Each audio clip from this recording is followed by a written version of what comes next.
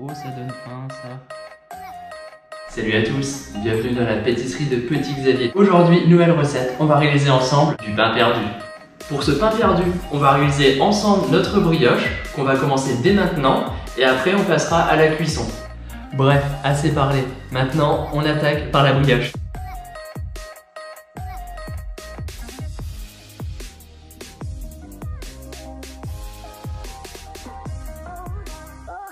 Comme vous le voyez, j'ai tamisé ma farine. J'ajoute le sucre et le sel. Je vais ajouter également la levure diluée avec le lait tiède et j'ajoute les œufs après. Il est très important de ne pas mettre en contact le sel et la levure tout simplement parce que ça pourrait la tuer.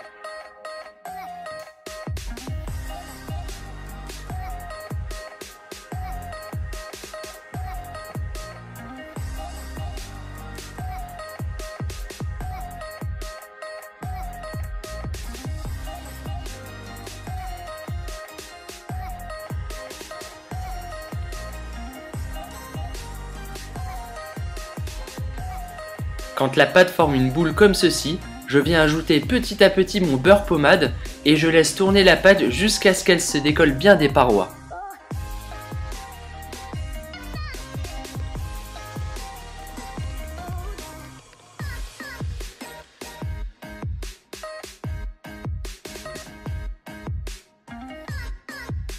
Notre pâte à brioche est désormais finie.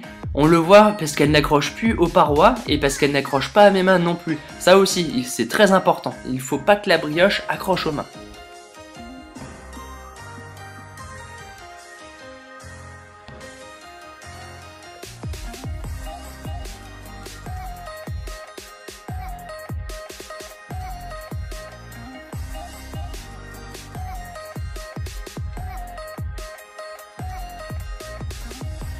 Première phase de la pâte à brioche est faite. Maintenant, on va lui donner environ 1h30, 2 heures de repos à température ambiante.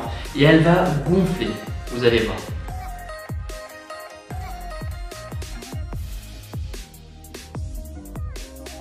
2 heures se sont écoulées, donc la pâte a vraiment bien gonflé. Maintenant, on va venir la dégazer. On va enlever tout le gaz à l'intérieur, on va la faire retomber. Et après, on va la mettre une nuit au frigo. Après, si vous n'avez pas le temps ou qu'une nuit au frigo c'est trop long pour vous, laissez-la juste 2 heures et ça fera l'affaire.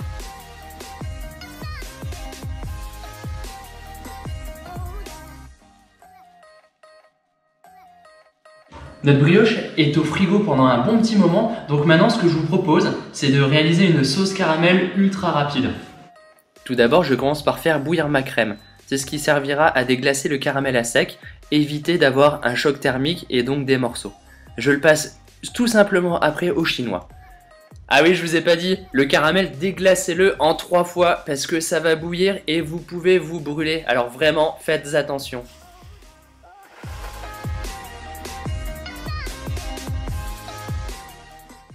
Après une nuit au frigo, voilà, ma brioche est prête. Je vais venir la mettre sur mon plan de travail fariné et je vais faire des boules de 70 grammes chacune.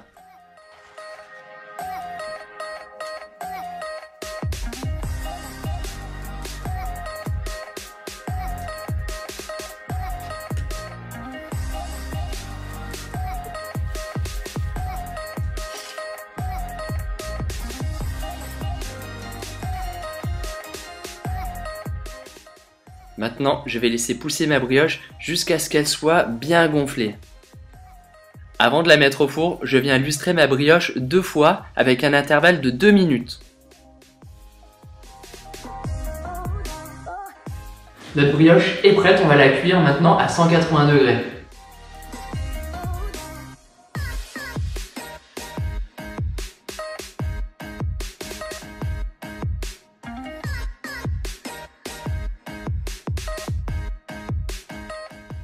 Une fois sortie du four, démoulez la brioche et réservez-la sur une grille.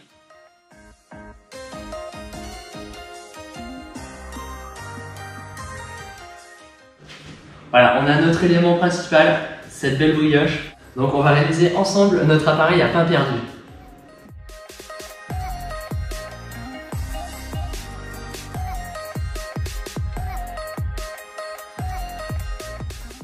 Là, je coupe une belle tranche de brioche.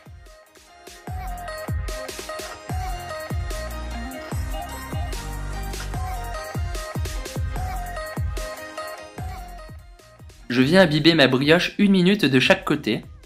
Et après je la mets sur une grille pour enlever l'excédent de lait.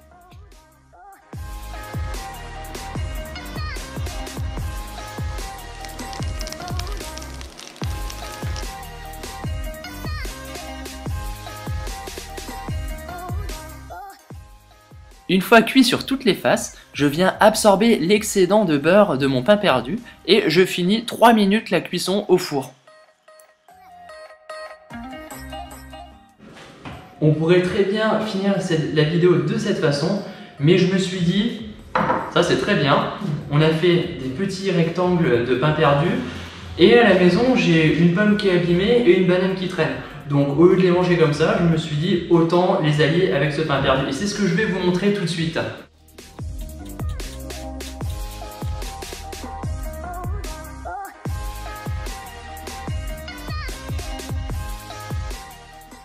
Quelques tranches de banane, un peu de sucre cassonade et le tour est joué.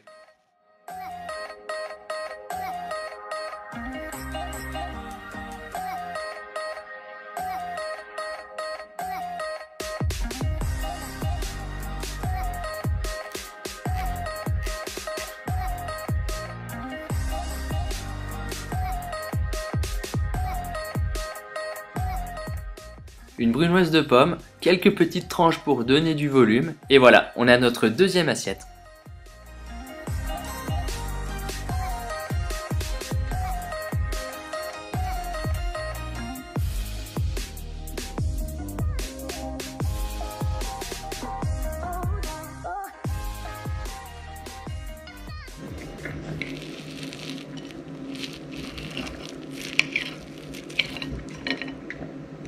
Bon, cette vidéo est déjà finie, j'espère qu'elle vous aura plu. Vous avez vu, c'est vraiment pas compliqué de faire un pain perdu version gastronomique. Enfin voilà, on se voit à la prochaine vidéo. N'oubliez pas de vous abonner si ce n'est pas déjà fait. Et puis à la prochaine. Allez, salut!